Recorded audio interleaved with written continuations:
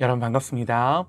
오늘 같이 보실 하나님의 말씀은 요한복음 10장 1절에서 5절입니다. 내가 진실로 진실로 너희에게 이르노니 문을 통하여 양의 우리에 들어가지 아니하고 다른 데로 넘어가는 자는 절도며 강도요 문으로 들어가는 이는 양의 목자라. 문지기는 그를 위하여 문을 열고 양은 그의 음성을 듣나니 그가 자기 양의 이름을 각각 불러 인도하여 내느니라. 자기 양을 다 내놓은 후에 앞서가면 양들이 그의 음성을 아는 고로 따라오되 타인의 음성은 알지 못하는 고로 타인을 따르지 아니하고 도리어 도망하느니라. 아멘. 예수님의 자기소개 7번째 묵상, 나는 선한 목자다 라는 제목으로 하나님의 말씀 듣겠습니다. 주님은 당신과 우리와의 관계를 목자와 양의 관계의 비유를 하시는데요. 본문을 읽고 묵상할 때 우리가 던져야 하는 질문은요. 주님이 선한 목자다 그러시는데 선한 목자는 어떤 분인가? 그리고 과연 나는 그리스도의 양인가? 그렇다면 나는 그것을 어떻게 확인할 수 있는가 하는 것들이죠. 먼저 이 당시 목자가 양을 친다는 것이 어떤 것이었을지를 한번 생각해 보시죠. 목자들이 양을 칠 때 그저 자기 동네에서만 기르는 것이 아닙니다. 며칠씩 나가서 양들을 먹이고 또 이동하고 또 이동하는 게 일이었죠.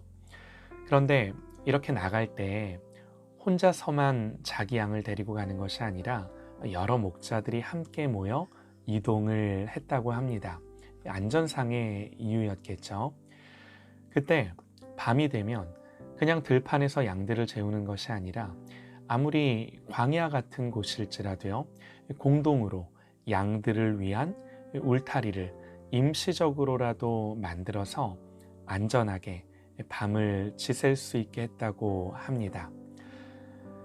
임시 울타리지만 다른 짐승들이 넘어갈 수 없도록 돌을 쌓아서 울타리를 높게 만들었고요. 문도 하나 냈습니다.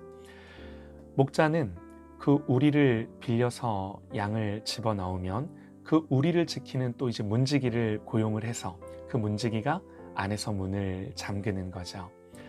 이런 식으로 여러 목자들이 자기 양들을 공동 우리에 집어넣는 겁니다. 그리고 다음날 아침이 되면 목자가 와서 문을 열어달라고, 그럼 문지기는 양을 맡긴 목자인지 확인하고 안에서 문을 열어줍니다. 그러면 목자는 소리를 내서 자기 양들을 불러서 나가는 거죠. 양들이 섞여 있어도 양들은 자기 목자의 소리를 정확히 알고 따르는 거죠. 이것이 당시의 정황입니다. 이런 목자에 대한 이미지는 크게 세 가지인데요. 목자들은 뭐 하나요? 양들을 먹이고 보호하고 인도합니다. 그러면 방금 전에 드린 질문을 한번 생각해 보시죠. 내가 과연 그리스도의 양인가? 그리고 어떻게 그것을 알 수 있는가? 확인할 수 있는가? 오늘 주님의 말씀을 근거로 가장 중요한 게 뭔가요? 그건요, 양은 목자의 인도를 받아야 한다는 겁니다. 목자의 인도를 받지 않는 양은 그 목자의 양이 아닌 거예요. 그러면 어떻게 인도를 받을까요?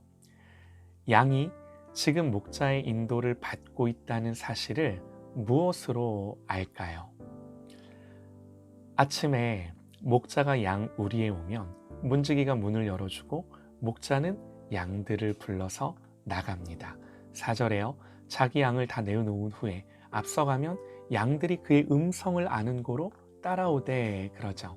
만일 목자가 왔는데 그 목자의 음성을 듣고 나가지 않는다거나 다른 목자가 왔는데 혹은 도둑이 와서 부르는데 나간다면 그것은 그 양이 목자에게 속한 양이 아니다라는 것을 입증하는 거죠. 여러분 다시요. 주님이 나의 목자시고 내가 주님의 양이라면 그걸 어떻게 확인할 수 있나요? 그건요, 내가 지금 목자의 음성을 듣고 있는가, 듣고 움직이고 반응하고 따라가고 있는가, 내가 지금 이걸 분명하게 하고 있는가 하는 거예요. 이걸 통해 우리는 확인하는 거예요. 먼저 가장 중요한 것, 여러분, 목자의 음성이 들려야 합니다. 기도하고 성경 읽고 묵상할 때, 또 설교를 듣는 중에 하나님의 마음이 부어지는 거죠. 산책하고 커피를 마시고 하늘을 바라보다가도 하나님의 마음이 느껴지는 거죠. 바쁜 일상을 살다가도 문득문득 주님의 음성이 들려지고, 바쁜 삶을 살다가도 주님을 생각하며 바라볼 때 하나님의 마음이 내 마음 가운데 부어지는 거예요. 여러분, 이게요, 참 중요합니다. 마음으로 주님과 교제할 때, 말씀을 묵상하고 주님을 생각할 때 주님이 말씀하시고 마음 주시고 생각나게 하시고 감동을 주시고, 여러분, 이게요, 실제예요. 하나님은 실제로 우리를 이렇게 인도하세요. 성경을 보면요, 우리 하나님은 말씀하시는 하나님이세요. 여러분, 안 그런 예가 있나요? 성경의 인물들 중에 말씀하지 않으시고 역사한 예가 있나요? 하나님은 자기 백성, 자기 사람들을 찾아오셨고 반드시 그들에게 말씀하셔서 약속하셔서 그들 가운데 역사하시고 일하시는 하나님이세요. 그러므로 여러분, 우리는요, 들어야 사는 것입니다. 듣지 못하면 깨닫지 못하고요, 듣지 못하면 바뀌지 않아요. 듣지 못하면 마음이 새로워질 계기가 없어요. 오늘 말씀 3절에요. 이 말씀 중요합니다. 양은 그의 음성을 듣나니 그가 자기 양의 이름을 각각 불러 인도하여 내느니라.